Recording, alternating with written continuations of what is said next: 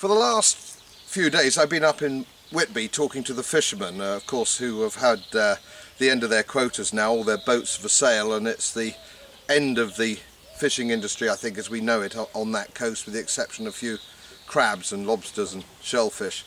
A terrible, terrible shame.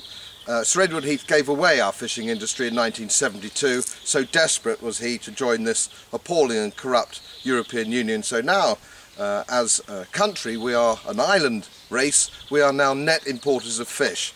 I don't know how we got to this terrible state of affairs, absolutely hopeless. And today at 7 o'clock this morning, I was doing Radio York with the so-called Fisheries Minister. Of course, there's no such thing. We don't control our fishery policy anymore. We haven't done for years. It's controlled by a Maltese guy called Joe Berg, and everything is run from Brussels. So it's not an industry which we control anymore.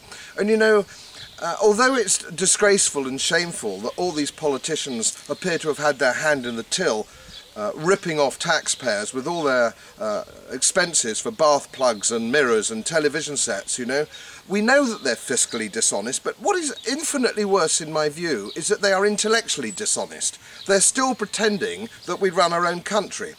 We don't run our agricultural policy, we don't run our fishing policy, we don't run our environmental policy, and we don't run our employment policy. 75% of all our laws now come from the European Union, and that's been endorsed by the German government. The President of the Parliament, Herr Gert Pottering, who I admit is no friend of mine, but still the Labour Party are lying and lying and lying and saying it's 9%. Why can't people tell the truth?